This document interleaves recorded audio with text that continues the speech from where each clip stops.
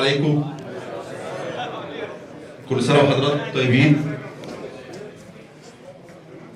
وربنا يجعله موسم خير علينا جميعا وعلى مصر إن شاء الله.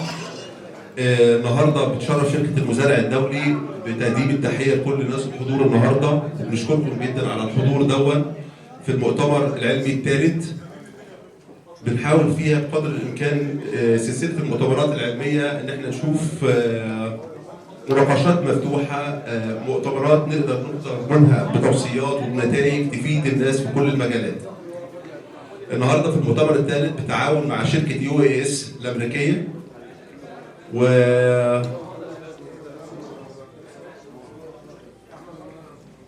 الناس بتتعاون معانا في المركبات او المنتجات بتاعتها لان الوكاله الحصريه اللي موجوده هنا في مصر.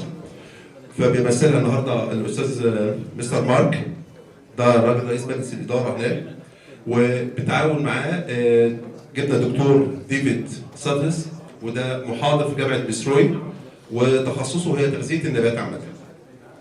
وراجل طبعا ليه من المؤلفات والمباحثات، يمكن الهاند بوك اللي ناس كتيره معانا بتستخدمه او بتتكلم عليه، ده من اهم الاعمال اللي كانت موجوده معاه في العناصر والتغذيه والعلاقات ما بين العناصر المختلفه. والنهارده ما حبيناش نكون اكثر تخصصا في محصول معين، لان الظروف دي بتمر على كل الناس، الساده المزارعين، مزارعين الموالح، العنب، الخضار، البطاطس، كل حاجه، وهو في الاول وفي الاخر نبات، وبيتغذى على مجموعه العناصر اللي موجوده. فبنحاول النهارده في ظل الظروف الاقتصاديه الصعبه اللي بنمر بيها ازاي نعمل مانجمنت كويس لاداره العناصر التغذيه والاستفاده المثلى من كل جرام نقدر نضيفه للزرع ويستفيد منه. بالاضافه للمتغير الاساسي وهو موجود عندنا التغيرات المناخيه اللي موجوده. فبنشكركم على الحضور، ونتمنى ان شاء الله باذن الله تعالى نقدر نقدم حاجه جديده وحاجه مفيده لينا كلنا. ان شاء الله الدكتور ديفيد هيبدا محاضرته النهارده، هيساعدنا في الترجمه. لو سمحتوا يا جماعه، هيساعدنا في الترجمه المهندس خالد الشاذلي. ليه؟ فانت عارف لما بيبقى الموضوع فيه ترجمه شويه بيبقى محتاج تركيز شويه، معلش، عشان الهدوء عشان نقدر نستفيد ونطلع بمعلومه.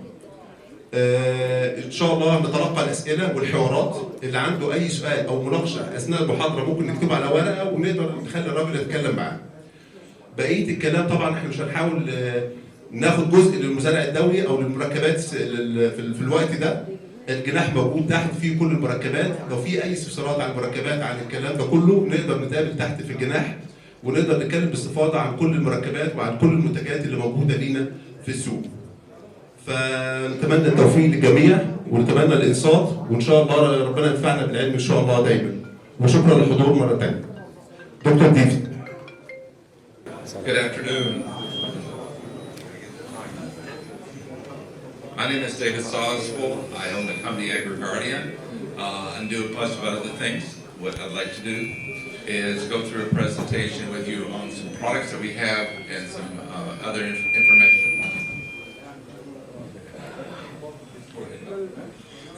دكتور ديفيد هو موجود النهارده معانا وهيدي محاضرة عن التغذية، هنتكلم فيها على بعض المركبات اللي موجودة عندهم، وبعد كده في آخر المحاضرة نبدأ نتناقش في الماتيريال اللي هنتكلم عنها.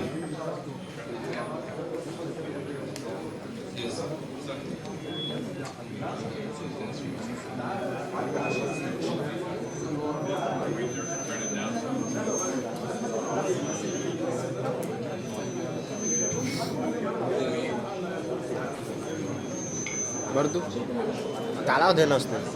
اعمل ايه طيب؟ ما عايزين نصور.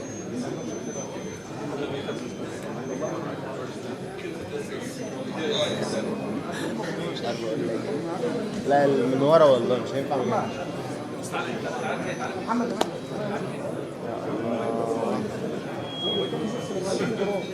بقول لك ما معلش هو الصوت عشان هو عاوز يبدأ.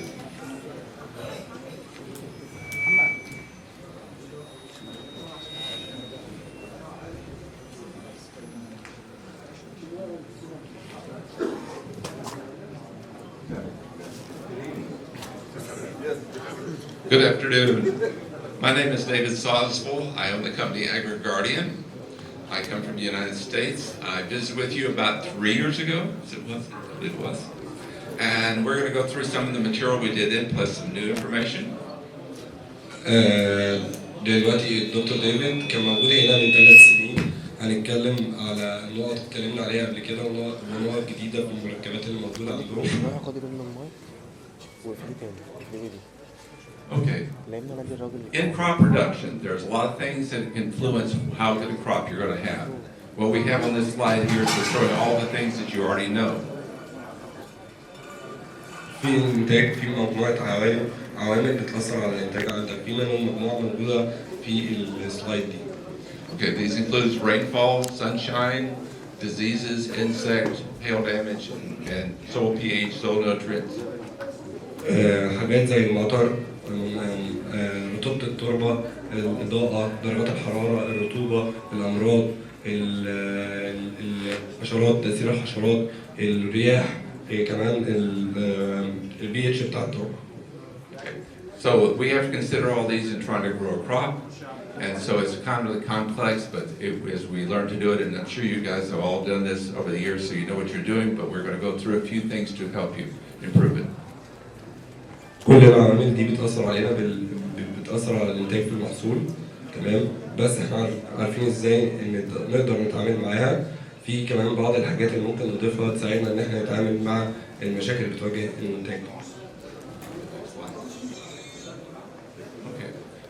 The first thing I recommend people when they're trying to grow a crop is do a soil test to find out what is in your soil and what is needed. من أهم الحاجات اللي بيوصي بيها في أول توصياته إن أنت تبدأ تعمل تحليل تربة عشان تعرف التربة بتاعتك فيها إيه العناصر اللي موجودة فيها، وإيه العناصر اللي أنت محتاج إن هي تبقى موجودة جوه التربة بتاعتك. We also want you to do, if you're irrigating, we'd like you to do water testing also to make sure they did not have too many heavy salts or other things in those as well, that you have good quality water.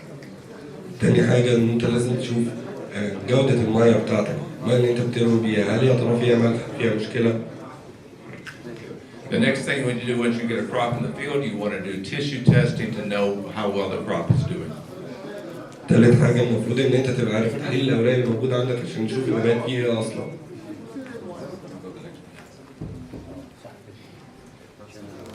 All right. I'm also the author of a book called Plant Analysis Handbook. This book right here. It has 1,400 crops in it. What it gives in here, it gives you the nutritional standards that you should have for what the crops to grow in here. And it also goes in explaining the individual nutrients and what they have or what they are required for crop production. Where this is important is that you want to know where, when you do a tissue test or soil test, where you are to be sure to get a good quality crop. هو الكاتب لكتاب بلانت اناليسيس، تمام؟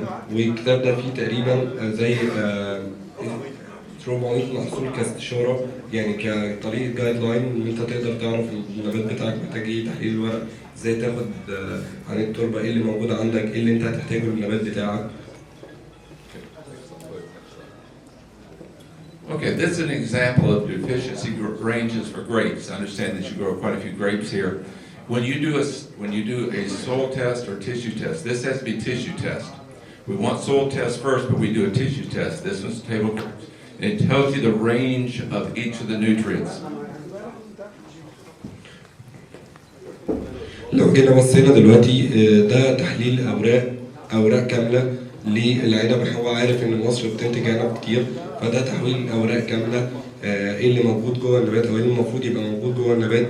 بس المفروض الاول تعمل تحليل تربه عشان تعرف ايه اللي موجود عندك، وبعد كده تحليل النبات ده النورمال بتاعه والمتوسطات الموجوده عنده للورقه كامله مش للبتلات بس. In grapes, you pull the first, you have a vine, you pull the first fully expanded leaf. That is what you pull to sample. They talk whole leaf, but you want the first, the newest fully expanded leaf is what you pull. نقطة مهمة هي التحليل ده أو النورم الموجود ده أو الثوابت اللي موجودة دي موجودة لعينة ورق كاملة مش عينة أعناق. This is the same information we have in the book there. This is actually an excerpt from the book. So it shows you the nitrogen, phosphorus, potassium, calcium, magnesium, sulfur, iron, manganese, boron, copper, zinc, and molybdenum. Those are all the fertilizer nutrients that are required for you to grow a good crop. دي الصورة اللي قدامنا دي صورة المتوسطات اللي المفروض تبقى موجودة عندك في عينة الأوراق بتاعة العنب اللي موجودة جوه النبات. الصورة دي متاخدة من الكتاب أو المعلومات دي متاخدة من الكتاب، بس ليه ورقة عنب كاملة، مش ليه أوراق بس، ليه الشكل كامل فيها كل العناصر اللي المفروض إن إحنا نكون بنسميها. So in addition to a soil test, if you really want to do a good job and maximize yields, you want to do both soil test and tissue test. عشان تعظم من استفادتك او ان انت تقدر تحط برامج سليمه لازم تكون عامل تحليل الاوراق بشكل كويس قوي وتحليل التربه بشكل كويس قوي. This is the same except this is for citrus, oranges, grapefruit, so forth. ده نفس الفكره، دي المفروض النسب العناصر اللي بتبقى موجوده جوه تحليل الاوراق، بس المره دي بدل العنب دي في الموالح. Okay. Again, what we're looking is we want to match the soil test and the tissue test to be able to determine what you need in terms of applying it, the nutrients that you apply. ده المفروض ان انت يبقى عندك الحد الاقصى اللي موجود في التربه قد ايه والحد الاقصى اللي موجود جوه تحليل الاوراق قد ايه. Also, that most people assume that if the soil test is high, the tissue is high. Or if it's low, it's going to be low in this tissue as well.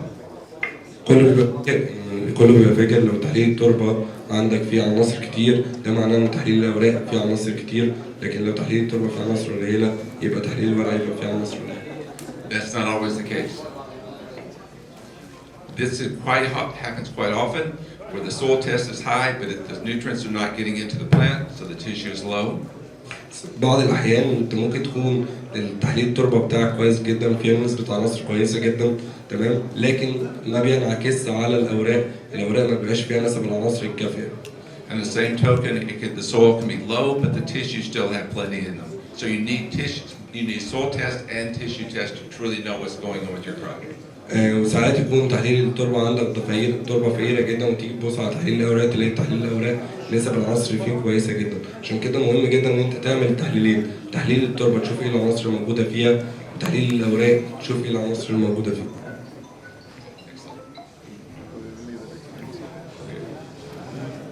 This is an example. This is an example.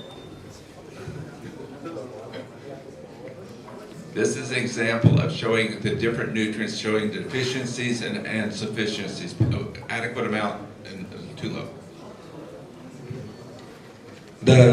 ده مثال تاني، ده تحليل تربه. بص لو جينا بصينا نلاقي العناصر اللي موجوده جوه التحليل شكلها ايه اللي عالي عندنا وايه اللي ناقص عندنا. And this is the type of information you use to determine what kind of fertilizers and how much fertilizer you use. ساعات بنيجي نبص على التحليل ونقول ان ده اللي موجود عندنا ده معناه ان احنا المفروض نضيف كذا.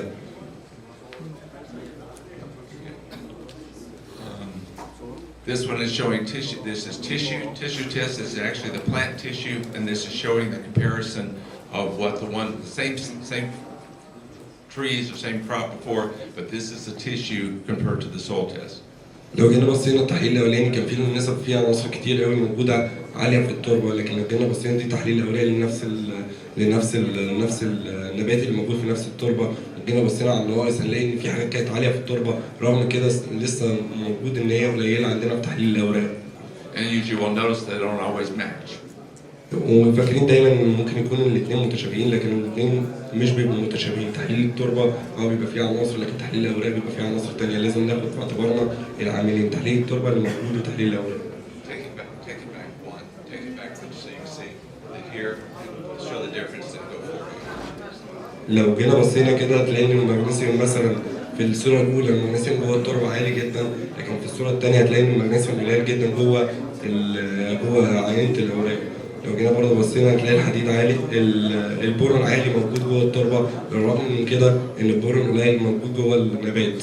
يعني مش معنى كده ان التربه بتاعتك غنيه بعنصر ان العنصر ده متاح او هيبقى موجود جوه النبات.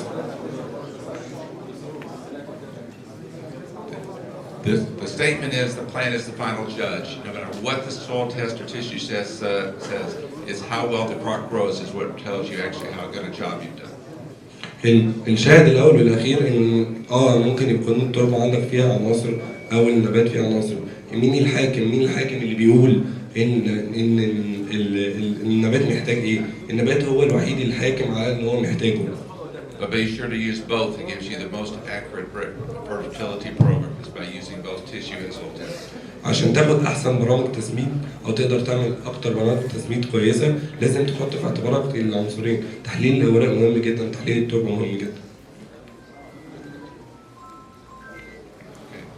Again, these are all the nutrients. We've already showed it once before. All the ones that are needed, both macronutrients and micronutrients. The micronutrients are just as important as are the macronutrients. دول العناصر الصغرى والعناصر الكبرى. لو جينا بصينا العناصر الصغرى مهمه جدا ان هي تبقى موجوده بنفس اهميه العناصر الكبرى. Okay. Now this shows the mobility of nutrients within the plant. This is because the plants, just because you put them on and say spraying them on, some of them will go move very quickly, some do not. But what happens is if it moves slowly, you have more problems with it than it shows the symptoms. As an example, if they move very rapidly, they're going to show up in the older leaves, symptoms of deficiency. دي العناصر وقدرتها على التحرك. في بعض العناصر اللي عندها قدره على التحرك عاليه، وفي عناصر متوسطه القدره على التحرك جوه النبات، في عناصر ضعيفه التحرك. لو جينا بصينا ان مثلا في العناصر سريعه التحرك حاجه زي النيتروجين، هتلاقي ان دايما اعراض نقصه بتظهر على الورق القديم، لانه في الورق الجديد بيبدا يتحرك يروح للورق الجديد. In the middle group here, these all the deficiency shows up in the whole plant at the same time. اما عن المتوسطه الحركه هتلاقي ان العنصر بيبين نقصه على النبات عامه. And then the ones that younger leaves are these ones that showing the young leaves. They show up very quickly, very early in the plant. اما العناصر بطيئه الحركه او عديمه الحركه هتلاقيها دايما ان هي بتظهر على اعراض نقصها على الورق الجديد.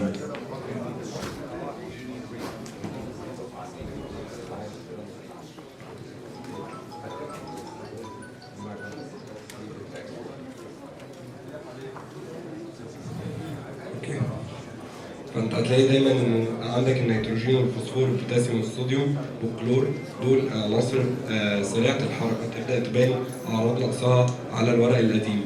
لكن لو جيت بصيت على المغنيسيوم والكبريت والموليبدينم دي عناصر متوسطه الحركه، هتلاقي ان اعراض نقصها بتبان على النبات بشكل عام.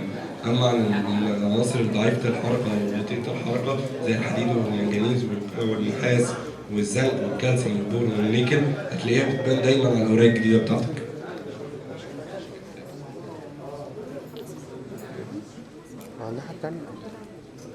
All right, NPK.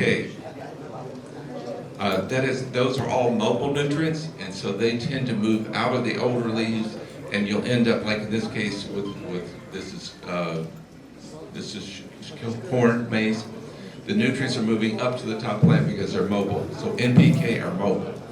لو جينا بصينا على حاجه زي العناصر الكبرى الان بي كي هتلاقي ان الان بي كي دايما عناصر عندها القدره اللي هو النيتروجين والفوسفور والبوتاسيوم، عناصر عندها قدره كبيره على الحركه. فدايما في حاجه زي مثلا الذره هتلاقي ان العناصر بيظهر نقصها على الورق القديم.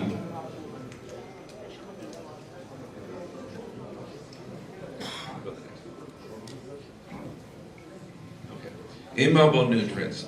Immobile means they don't move very rapidly or readily in the plant.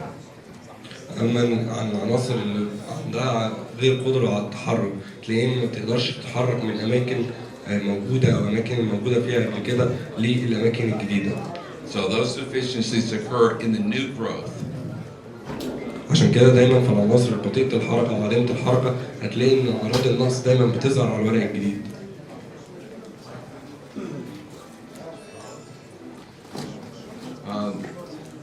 In certain crops like beans, you have manganese and iron deficiencies, and they are going to tend to be covered through the whole plant, the whole leaf. The young leaves will, the whole leaf will show it.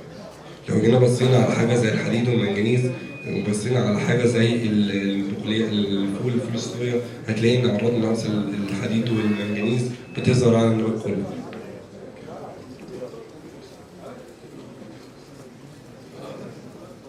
This one is magnesium deficiency, and this happens to be mangoes. ده نقص المغنيسيوم على أشجار المانجا. Manganese is one that is medium in terms of movement in the plant.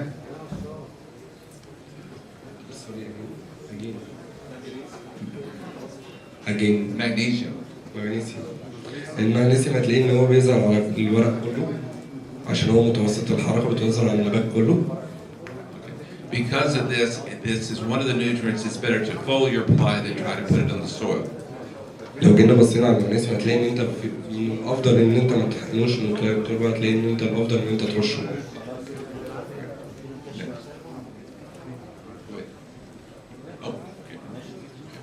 All right, high yield programs. All of you want to make high yield, so you make high profits. كلنا عايزين نعمل انتاجيه عاليه عشان نقدر نجيب عائد مادي كويس. When you're doing this, you want to test for all the nutrients, both macronutrients and micronutrients.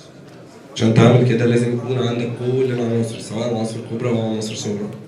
And any one of these nutrients is low, including like boron, which needs a very small amount, can still affect your yields. حتى لو انت شايف ان العناصر الصغرى مثلا انت محتاج منها كميات قليله قوي، بس برضو ان انت هتاثر عليك على الانتاجيه بتاعتك بالسلب. And we're also, we already mentioned soil test. Ideally you want to have soil test, tissue test, and if you're irrigating, the testing of the water as well. برضه عشان تعلي الانتاجيه لازم يبقى عندك خلفيه عن ايه اللي موجود عندك في التربه، او اللي موجود عندك في التربه، تحليل تربه، تحليل اوراق، وتحليل مرض. In addition to normal fertilizers, there are a lot of products out now that contain biostimulants. كمان غير التسميد اللي انت بتحطه العادي الاساسي، في بعض المحفزات اللي المفروض ان انت تبدا تضيفها. Biostimulants typically derive from living organisms, and they contain compounds that stimulate the plant's growth or help defend it from disease. بعض المحفزات دي بتحمي النبات من الامراض، بتساعد النبات ان هو يتحسن بشكل اكتر. You can also apply what we call natural, this is biological as well, to compounds that can help defend off diseases and prevent other problems with crops. بعض العناصر الطبيعيه ان انت تقدر برضه تضيفها تحميك اكتر من الامراض. Which is the most important nutrient that you can ever apply to your crop? ايه اكتر عنصر المفروض ان النبات محتاجه؟ Is the one that's lowest, the one that's deficient. هو اللي بيحصل فيه نقص او الابطأ اللي ممكن يحصل فيه نقص. And that's the reason why you need to do testing, so you know which ones are the lowest and which ones are limiting your crop. ايه اكتر حاجه اللي بتاثر على المحصول بتاعك؟ If you're putting down a lot of nitrogen and you don't test for it to find that, and more, you say it's not yet, it's yellow, the crop is yellow, and you say, well, let's put more nitrogen fertilizer down. That may have no effect on the yellowing. It may be something else, so you need to do the testing to know if you're putting fertilizer down, you're putting down the right one. لما النبات عندنا بيصفر بنبدا نقول ان هو محتاج نيتروجين، ونبدا ان احنا نقول ان احنا محتاجين نيتروجين اكتر.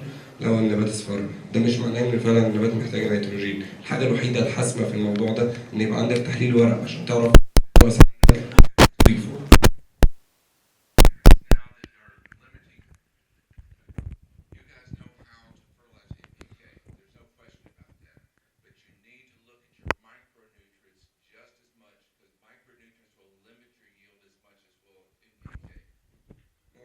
نيجي نبص ان احنا نقدر ندير عناصر زي النيتروجين والفوسفور والبوتاسيوم بشكل كويس جدا، بس ما نهتمش باداره العناصر الصغرى بنفس القدر، مع ان كميات قليله لازم نقدر نديرها بشكل صحيح. Okay. This is showing. This happens to be. I believe this is rice. Actually, well, not rice. It's wheat. What it's showing is showing here that we have ones without foliar nutrients. This is just soil nutrients. This is going back to the foliar and nutrients, and we can even include biostimulants as well. لو جينا بصينا على الصوره دي، ده صوره قمح. الصوره مقسومه اتنين او النصين جنب بعض. ده نص معتمد بشكل اساسي على العناصر اللي موجوده في التربه والتسميد بتاعنا. النص الثاني بدانا ان احنا نحط له رشات مغذيات ومحفزات. Okay. With the putting foliar nutrient down, one of the benefits is if you can do this after you get the tissue test, after the crop is up, to find out what you need and put down what based on the test tells you.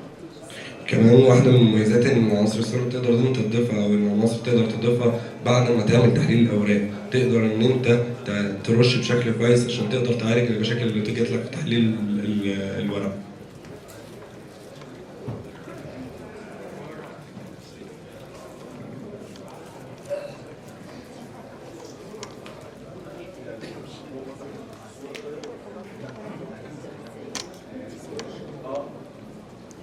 الجماعه اللي هنا شايفين السايز؟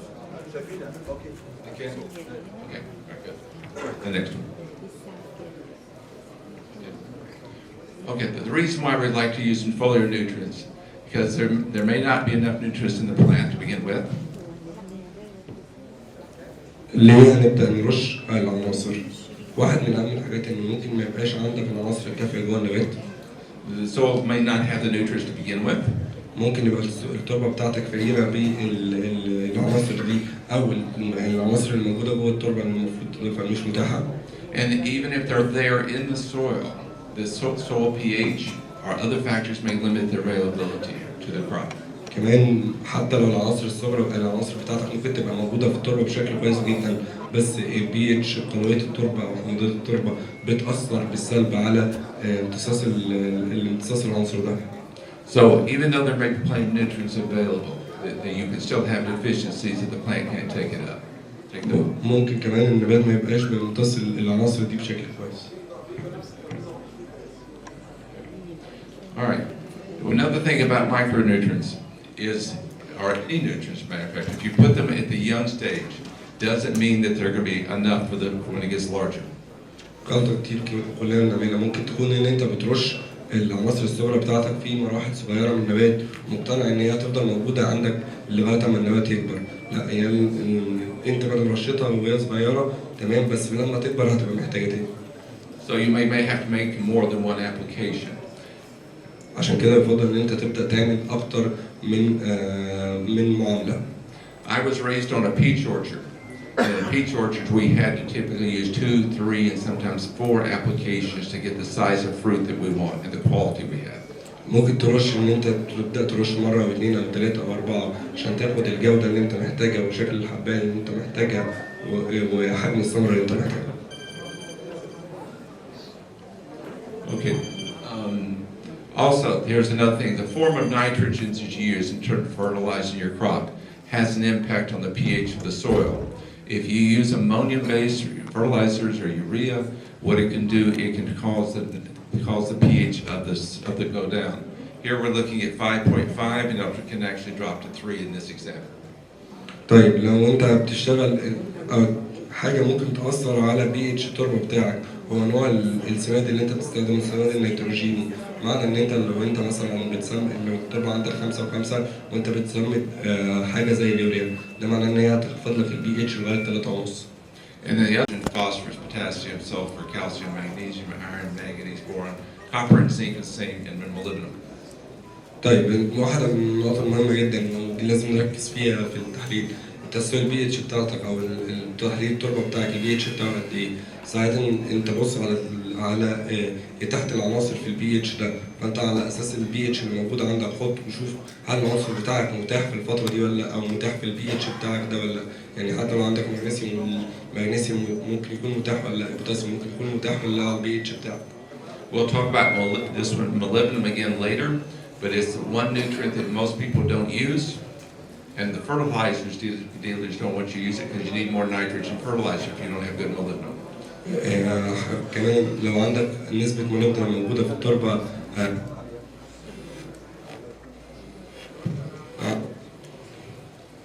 لو في نسبة molybdenum عالية موجودة في التربة ده معناه ان انت المفروض تشتغل بكمية نيتروجين أعلى عشان هو الرينج بتاعه في البي اتش كبير وهيمتص. Okay. This is the effect of glyphosate. I understand that you use quite a bit of glyphosate here with many of your crops. Roundup is a kind of generic name. كلنا بنشتغل بالجلايفوسات. ده نتيجة الجلايفوسات. كلنا في ناس كتير مننا بتستخدم مركب مبيد الحشائش. الجلايفوسات بيأثر علينا بالسلب في للمحصول. Glyphosate is a chelate. Chelate is a Greek word that means claw. So what it does, it binds to these certain minerals or nutrients. And this one, the glyphosate binds to manganese, iron, copper, nickel, and zinc. الجلايفوسات مخلبي، يعني ايه؟ بيبدأ يمسك في العناصر المتاحة اللي موجودة عندك. My company we developed a product that is designed to tank mix with glyphosate if you're using it to spray it on, but it also provides all the micronutrients, like I said, the manganese, iron, copper, nickel, zinc, and all the others, and you spray it on when you put down your glyphosate.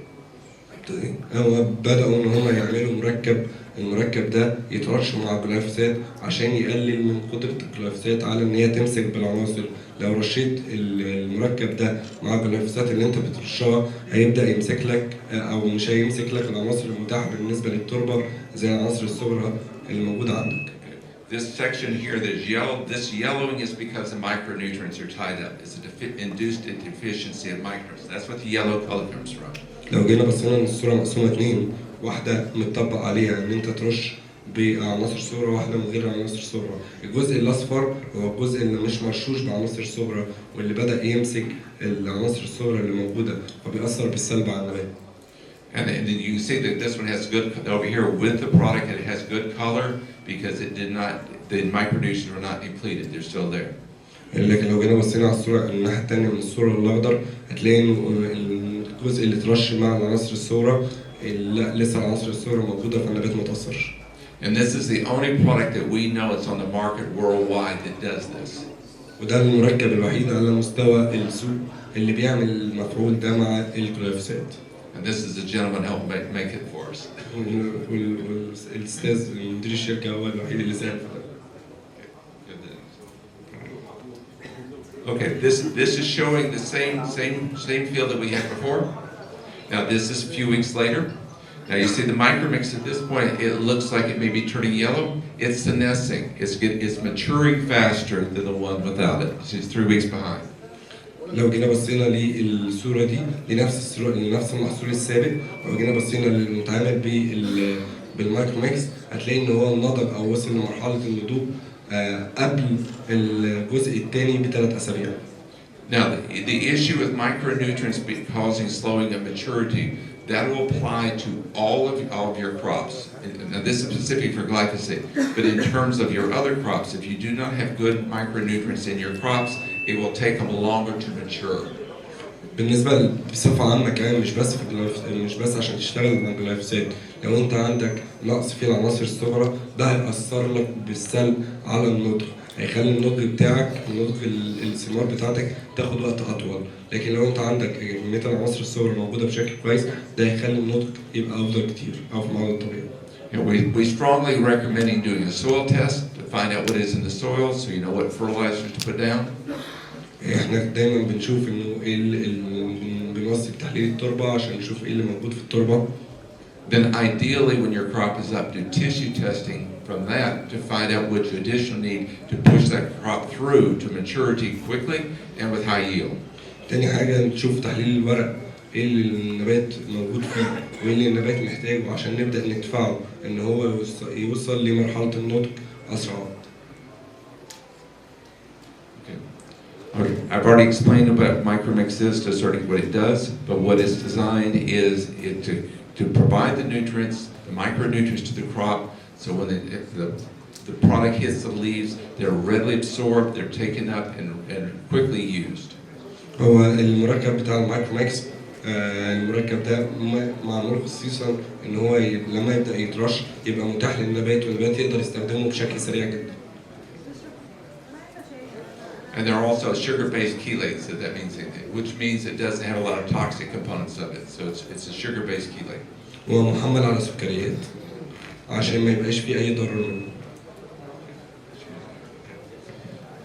Another thing in terms of glyphosate will impact because it's tying up micronutrients. It can help. It reduces enhances disease problems. This one has a lot of glyphosate, let's see.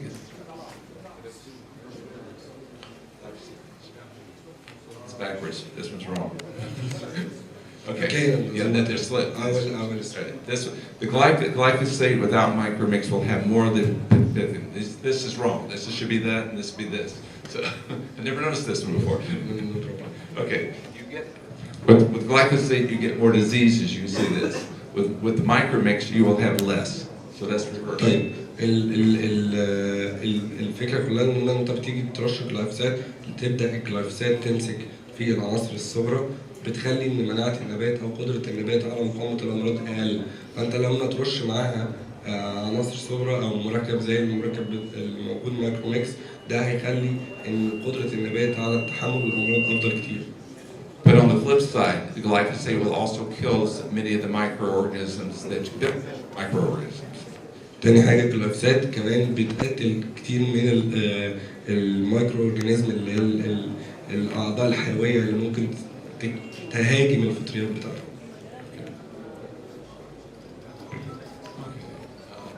This one has to do with crops like beans and peas that do nodules, that do nitrogen fixation.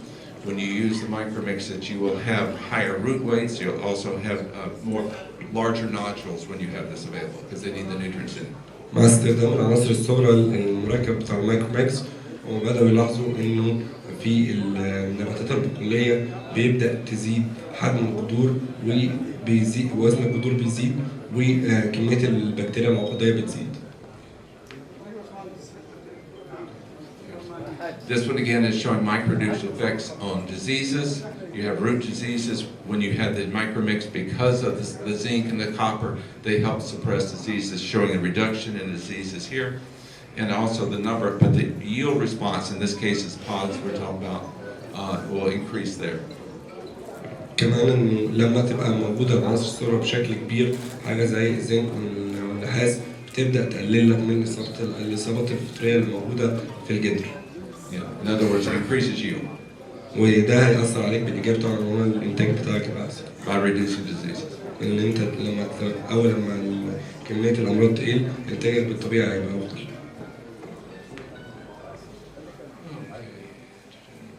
Now this happens to be soybeans, and a crop that we grow in the U.S. quite a bit, where a lot of research is done. We're showing that we use a control. This is the yield, 60 bushels per acre. And then when we use 8 ounces of the micromix, we increased it 9.3%, but when we put 16 ounces, it increased it by 12.8. هو لما بدأوا يرشوا بالمايكروميكس ده إنه عندك كمية الإنتاج بتزيد بشكل لما تضيف كمية منه تقريبا كمية منه ولما تضيف ده في الكمية الكمية بتاعتك بتزيد الإنتاج بتاعك بتزيد.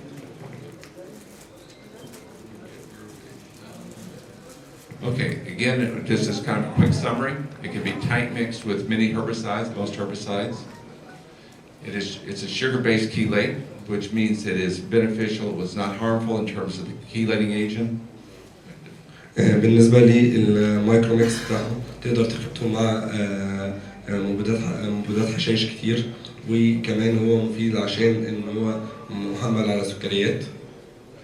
Again, it contains all the essential micronutrients: manganese, iron, copper, nickel, and zinc. موجود فيه كل العناصر الصغرى زي الزنك والنحاس والحديد والعناصر الصغرى كتير. And molybdenum. والمولد. It also prevents yellow flash. Many of the herbicides do so the crop will stay green. كمان بيقلل المواد الصفراء اللي بتبقى موجودة عشان بيتيح عناصر المولد. It prevents many of the diseases that are found in crops. بيقلل من الإصابات المرضية الموجودة للنبات. And it promotes earlier maturity. وبيسرع من عملية النضج أو النضج أو الصورة النهائية بالنسبة للنبات. Okay, this one has to do with micromix and moly. Micromix we just talked about. Moly is molybdenum. Molybdenum is needed in a very tiny amount by crops. and is needed for several reasons. One, to use nitrate nitrogen is one. ده الصورة دي اللي مركب المايكروماكس مع المالي ده عبارة عن موليبدينم. الموليبدينم ده احنا بنحتاجه عشان نختزل النيتروجين الموجود جوه النبات. The other thing molybdenum is required for is nitrogen fixation. That's done typically in legumes. They're able to take the nitrogen out of the air and convert it into a usable fertilizer. كمان بنحتاج الموليبدينم عشان بيساعد في عملية تثبيت النيتروجين من الهواء الجوي. And that this will be probably your beans, your pea family, and there are a few trees that can do that as well. في بعض الحاجات زي البقوليات بتثبت النيتروجين بتحتاج الموليبدينم عشان تبدأ تساعد في عملية تثبيت النيتروجين. All right, the one thing about fertilization, this is a general statement here. You cannot depend on putting all your fertilizer here and expect it to take you all the way through. Remember? Say that. مش تقدرش تعتمد بالنسبة للمحصول بتاعك، ما تقدرش تعتمد ان انت حطيت كل العناصر بتاعتك في اول الموسم وتقول ان خلاص مش هحط تاني. This is where we go back to using foliar fertilization for your crops, so that you can be sure that you have enough nutrients here to get it all the way through the crop. And like in the case of corn here, we're looking at to be able to fill the ears of the corn, fill the pods, to get the maximum yield on your grains and your other crops. لكن تقدر ان انت تحط كمية وتقدر تكمل بيه الرش بتاعك، الرش الورقي اللي موجود عندك في المراحل اللي بعد كده عشان توفر احتياجات النبات بتاعك. Okay, I've already said this. This is showing. This is the difference in growth yield from micronutrients. This is micromix alone. It causing this, well, micromix and a small amount of moly as well. So, because you see the difference in the growth, and this is corn. ده مايكروماكس مع مولي اللي هو مركب المايكروماكس مع مركب الموليبدينم الموجود. لو جينا بصينا دول نفس عمر الزراعة بص الفرق فيه النمو موجود. Now this is showing also micromix complete in terms here. This is in Missouri, where I'm from, the state of Missouri. This is showing the yield in bushels based on the amount of micromix we use, 8 ounces and 16 ounces per acre. ده الفرق بين الموجود الكنترول واللي معامل بنص تركيز والمعامل بتركيز كامل والفرق في الانتاجيه بين كل واحد والتاني. We're going to go a little bit more into the individual crops. Moly is molybdenum. This is a liquid-based product that we developed a few years back. Molybdenum is the most common nutrient deficiency worldwide. مركب ده المالي ده مركب الموليبدينم، والموليبدينم ممكن يكون الناس ما بتهتمش بيه بشكل كفايه وممكن يكون عندك فيه نقص بشكل كبير جدا على مستوى العالم لان الناس مش بتهتم بيه. Molybdenum deficiency looks just like nitrogen deficiency. الصورة شكل نقص عنصر الموليبدينم متطابقة مع شكل نقص عنصر النيتروجين. And the fertilizer dealers are happy to sell you many tons of nitrogen fertilizer. We may only need a few gallons of moly. على الرغم من ان احنا بنحتاج اطنان كتير من النيتروجين، انت محتاج مقابل الاطنان الكتير من النيتروجين دي مجرد عدد لترات قليل من الموليبدينم. You will still need the nitrogen to get your crop through, but the molybdenum makes it far more efficient. تبدأ تحط الموليبدينم عشان يزود لك كفاءة النيتروجين.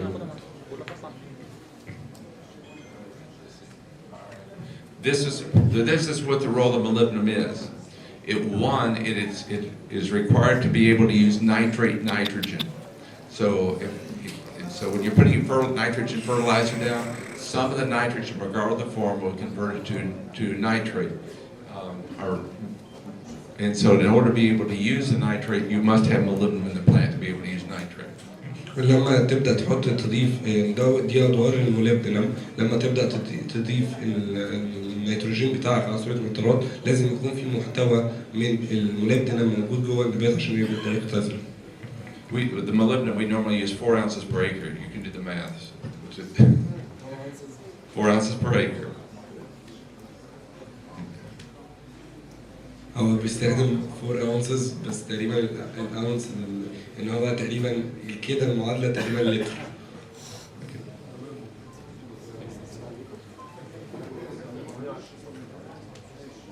4 ounces 120 سم.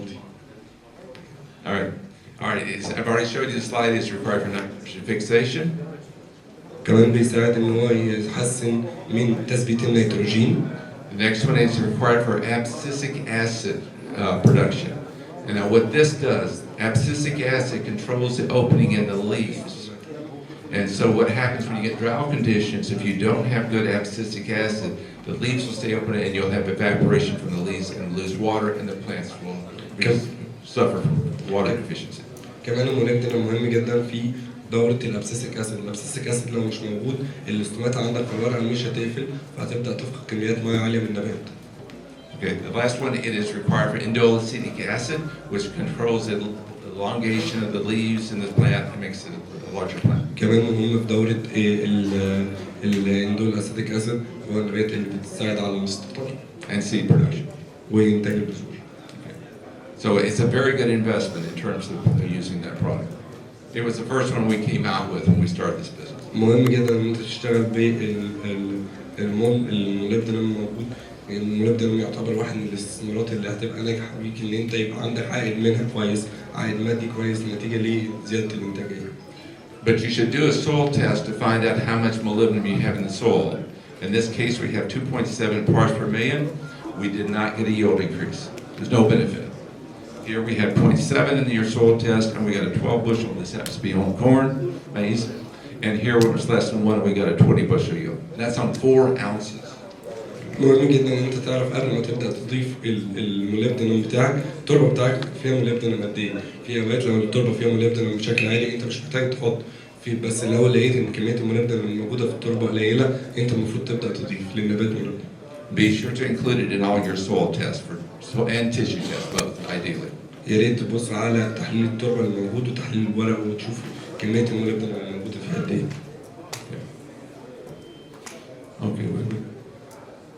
Okay, I've already talked about good nitrogen fixation and poor nitrogen fixation. If you have nodules like you're on your beans and peas, if you'll cut your nodules, if you have good molybdenum, it'll be a reddish color, pink to red color. If you're low, it will not have that reddish color. The molybdenum gives the red color. لو جينا بصينا في البقوليات، جينا بصينا على العقد الموجودة في الجذور، لو قطعت العقدة ولقيت ان اللون اللي جوه موجود من اللون الفوشيا للون الأحمر، ده معناه ان انت موجود عندك كمية موليبدينم بشكل كويس، لكن لو لقيتها أصفر ده معناه ان انت ما عندكش موليبدينم بشكل كويس.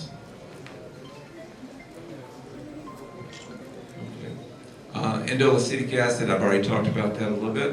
In terms of, but the indolacetic acid causes elongation of your ears, your pods. It gives a higher reproduction because of having more grain produced per head. الاندولاسيتيك اسيد مهم ان هو بيعمل لك استطالة، فهيديك استطالة للبرعم بشكل كويس، هيزود لك المحصول. And so we're talking about small grains, of course, but also we need zinc as well in many of these crops to do the same thing. وبرضه اللي هيزود لك عدد الحبوب اللي موجودة في جزء الذرة. مهم برضه ان يبقى عندك نسبة زنك كويسة زي ما عندك نسبة اندول كويسة. All right, then that's the next product that we came out with is called NutriBoost. NutriBoost is a foliar applied product. If you'll go to the next slide. This one we use in more quantity than we do the Molly product. And where we're looking here is this is the soil levels. We're showing the levels of the different nutrients we find in a soil test. Now this has been my Iowa. As you can see, we're low in ammonium and a few of the micronutrients, but these are higher. لو جينا بصينا ده المركب الميلبلوم ده موجود عندهم المركب في بالصورة اللي بتبين نسبة العناصر القليلة موجودة في النيتروجين والموليبدينم تقريبا. Now this is a soil test, so if you're making your decision strictly on soil test, go to the next slide. بس ده اللي فات ده كان تحليل التربة. If you're depending solely on the soil test to give you recommendations, that was showing that it had adequate nutrients, but like this potassium, magnesium showed in the soil test it had plenty, but it's not enough getting in the plant. على الرغم ان تحليل التربه اللي فات بيقول ان التربه غنيه جدا بكل العناصر الا بعض العناصر القليله، لكن لو جينا بصينا هنا هنلاقي ان في تحليل الاوراق عنده ان معظم العناصر الموجوده بشكل قليل. All right, NutriBoost is a potassium, magnesium, and sulfur, and this is showing what we're looking as the yield on corn. This is maize, showing the yield increase as we increase the rate to show that it actually does have an impact. لما بدأوا يضيفوا النيترو بوست بدأ يزود الإنتاجية تدريجيا من الكمية بتاعته.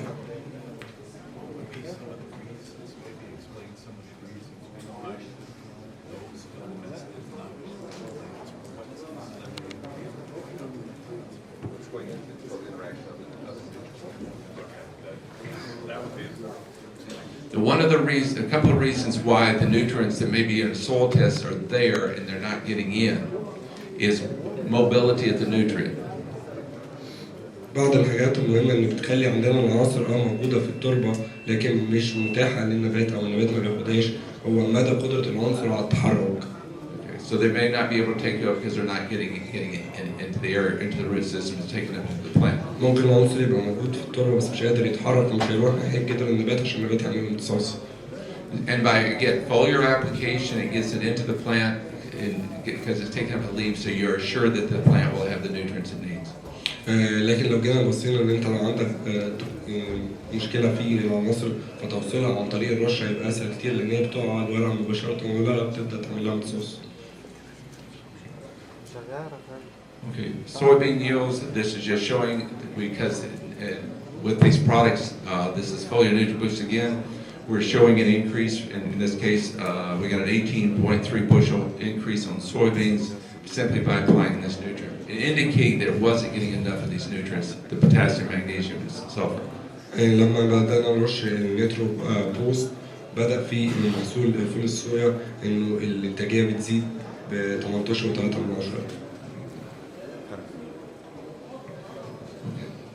Okay, this is just showing that late season, what happens if you don't have enough at the end of the season. That's one reason for foliar applying. It guarantees you have enough to get you through the season.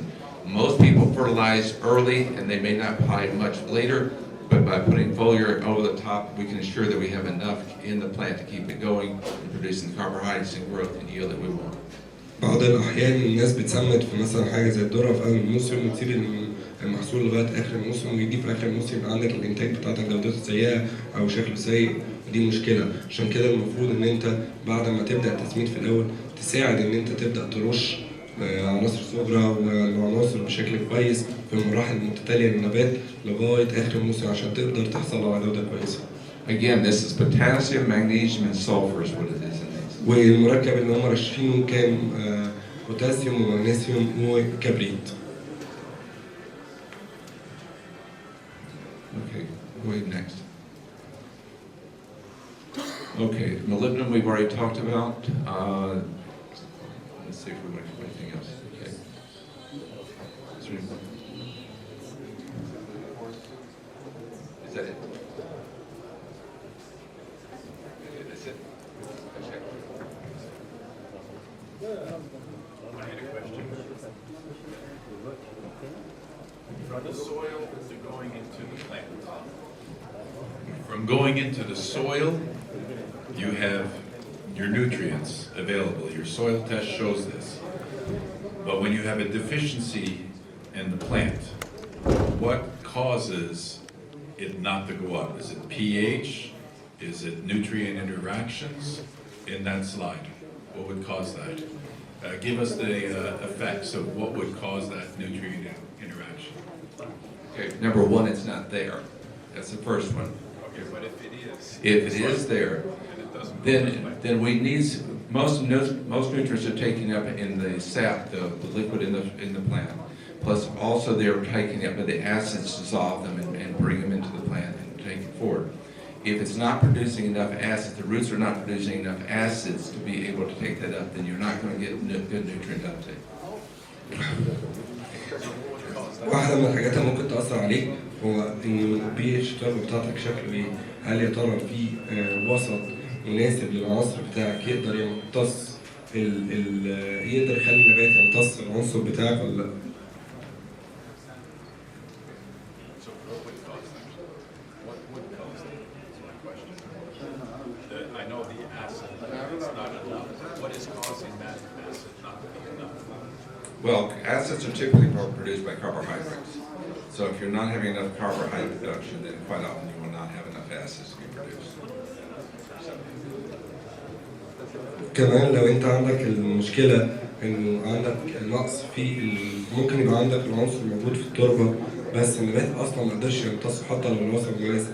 لو عندك نقص في الكربوهيدرات المختزله الكربوهيدرات الموجوده في النبات ممكن يكون عنصر تحتيه موجود في وصف مناسب بس العنصر مش قادر النبات مش قادر يمتصه عشان ما فيهوش كربوهيدرات كفايه.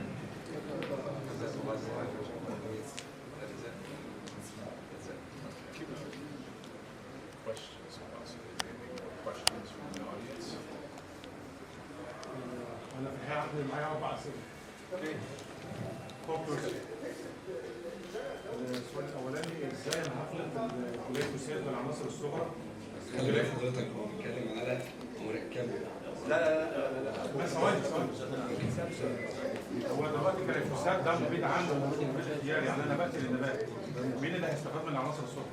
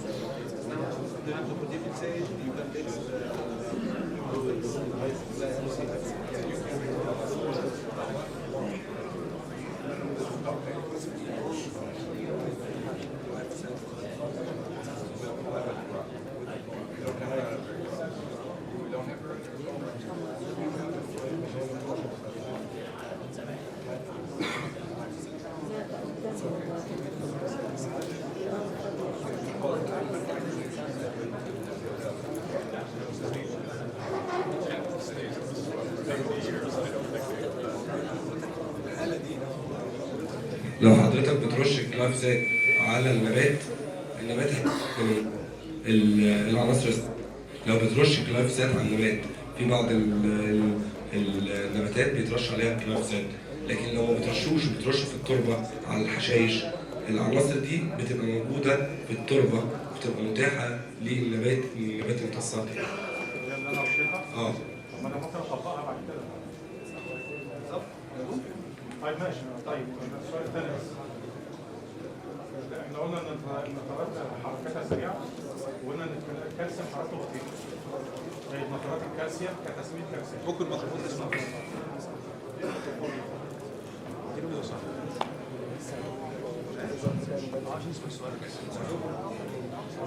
احنا قلنا ان النطرات حركته سريعه النيتروجين والكالسيوم الحركه بتاعته بطيئه. سمات نطرات الكالسيوم كتسميد كالسيوم شق الكالسيوم اللي فيه.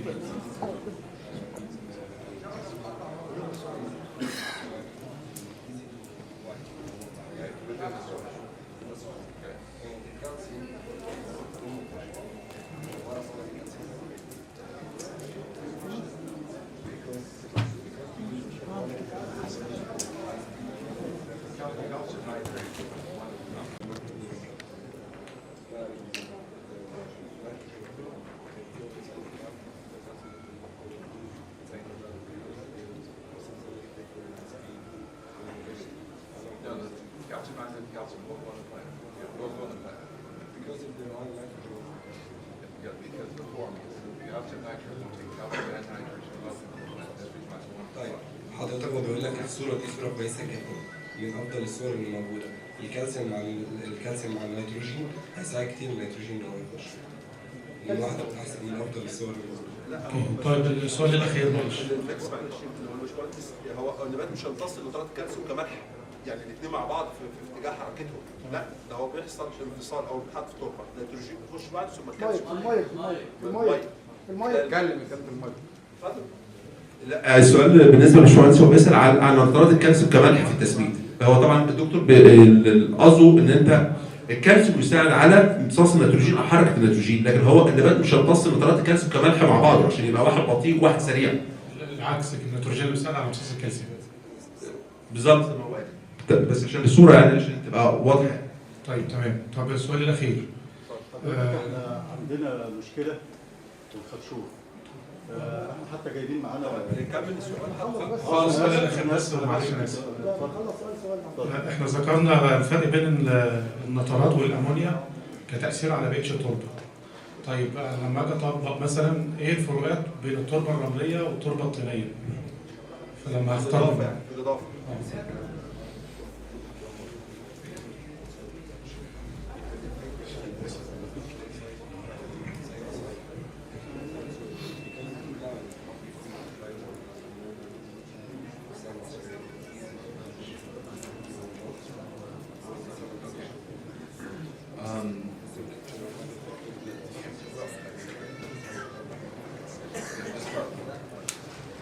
All right, this go through calcium.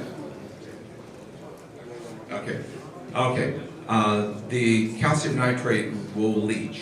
It will leach out of the soil. That is a concern. The ammonium nitrogen does not leach readily, but once it converts in the soil, breaks down in the soil by microbes, it will leach. It's slower though. Calcium nitrate will leach readily. That's one of the negatives to it.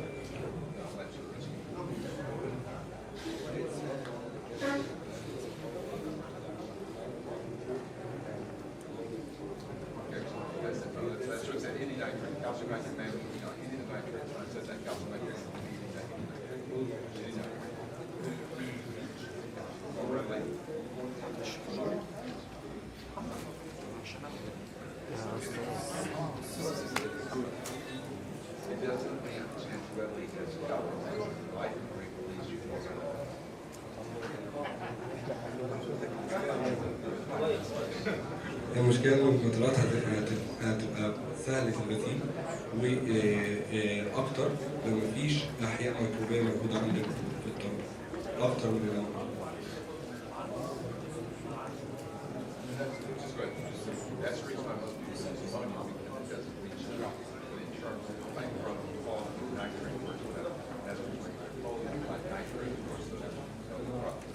كده الأمونيا هتبقى أفضل معاك في التربة، لكن هتأثر لك على جودة السمك. عشان كده الناس بتستخدم الأمونيا أفضل، لكن النترات هتبقى أفضل في جودة السمك. حضرتك احنا عندنا خرشوف في أرض بنجر السكر. ففي مشكلة في الخرشوف إن في الخرشوف العذر عندنا في مكان مش بينتج خالص يعني. فاحنا عايزين نعرف المشكله دي ايه، وحتى احنا جايبين عينه معانا لو حضرتك تشوف الناحيه.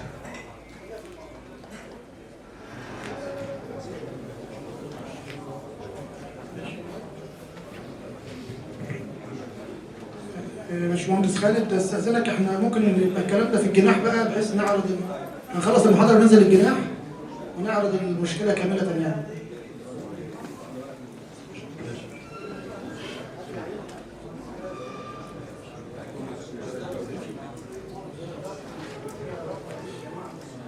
أي سؤال؟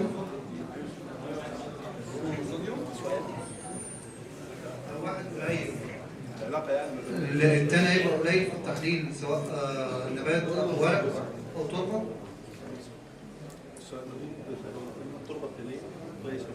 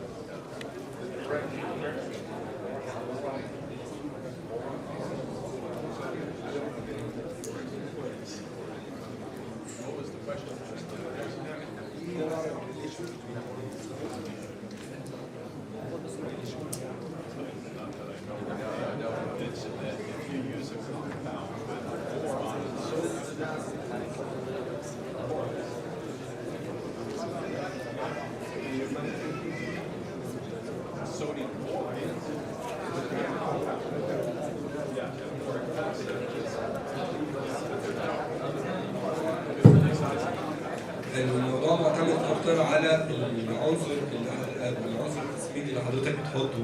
في بعض المركبات اللي موجود فيها بورون بيبقى موجود معاها صوديوم، فالاثنين لو عاليين جوه النبات يعني لو الصوديوم عالي هتلاقي البورون عالي بسبب ان انت سميت النوع ده من العناصر.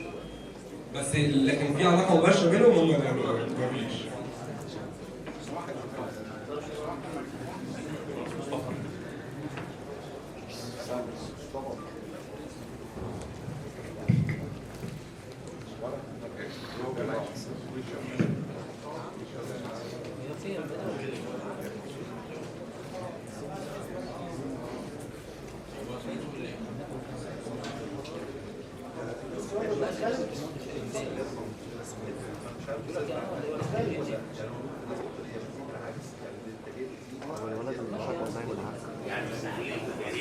شغاله يعني لو قطاع نسبه الطين فيه عاليه فيها عناصر كتير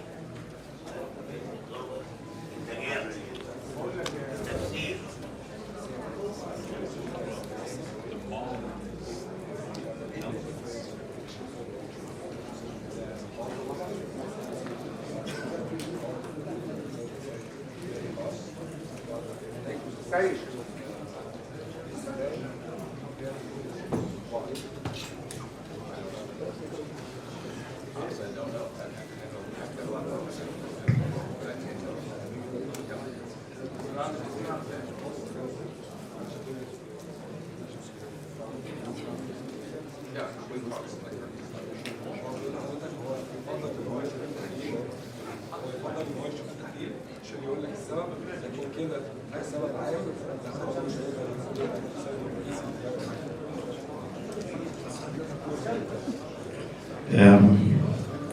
Alain Neva, technical lead at Tiba company. First things first, I'd like to thank your presence for being here with us. Such a great honor and such a great seminar. Actually, I have two questions, if I'm allowed. The first one is, how does micromix complete positively affect agrobacterium, the nodulation bacteria? You got it? How does micromix complete positively affect the nodulation responsible bacterium, agrobacterium general specifically?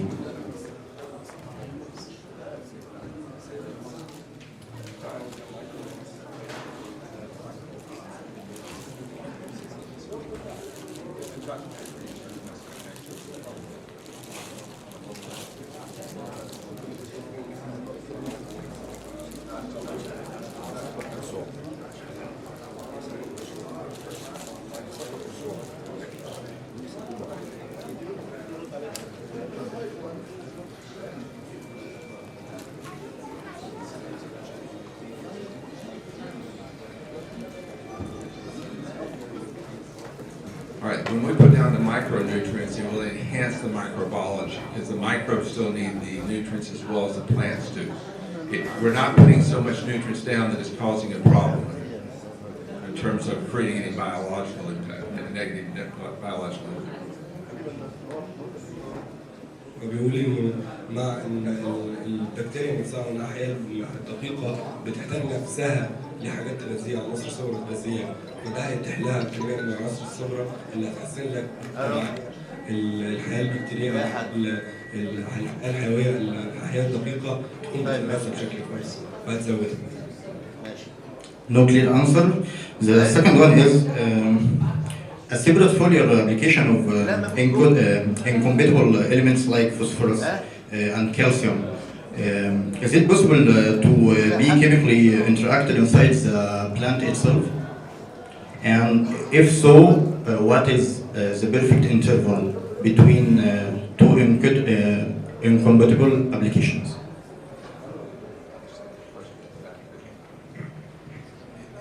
The quantity of nutrients we're putting down should not create a harmful interaction at all. I mean, yes, you're looking at the potential binding is what you're looking at. That's your question, binding? Yeah. It'd be minimal, very minimal. Because the chemistry is always is designed to make them soluble and readily absorbed. It's in the right form. In the right form. That makes a difference.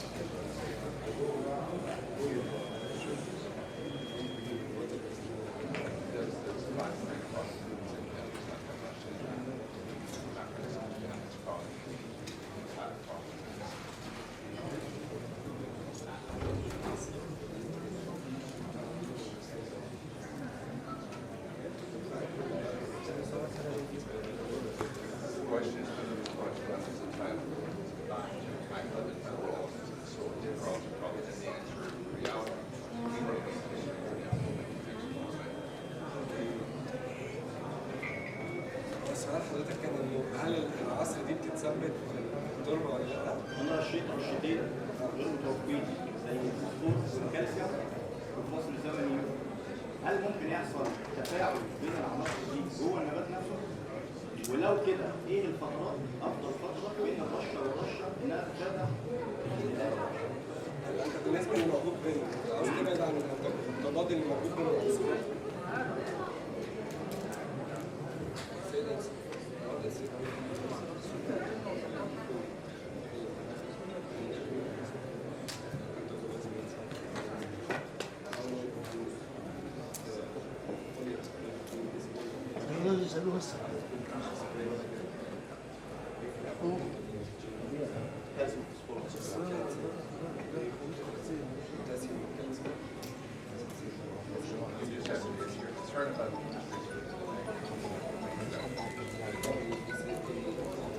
الو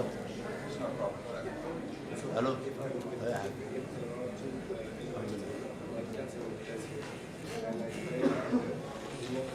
ايه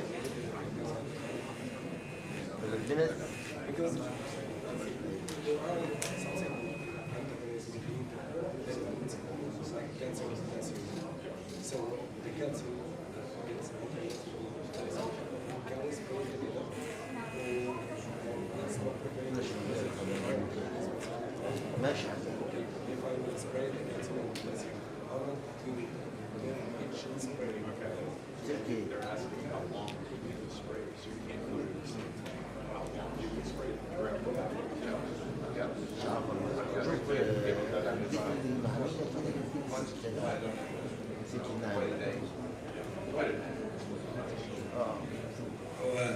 بيقول لك هو مجرد ان حضرتك خلصت الرشه الاولى في النبات يعني يوم كافي ان انت ترش الرشه الثانيه بعديها حتى لو في بينهم تضاد بين العنصرين.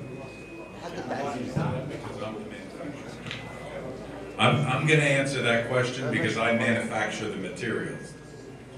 When you spray, you have to watch certain elements cannot be combined in the spray tank. Okay, that's a no. Because your calcium, your phosphorus, potassium, they'll bind, they'll come together. So on certain conditions like this, you'll want to spray separately. And as far as your question, as I understood it, how long between sprays? Once it's applied into the plant will pick it up if it's readily available, if you have a good source of the nutrient. So you can spray the very next day the other element, or in the next spray cycle. اللي انا فاهمه بيقول لحضرتك لو انت بترش وخايف من انه يحصل مشكله، لو انت بتستخدم عناصر كويسه من سورس كويس، رش ده النهارده وتاني يوم لو السورس كويس هيكون النبات امتص اوريدي هترش تاني. 24 ساعه بيأكد انه يبقى السورس كويس عشان يكون حصل امتصاص.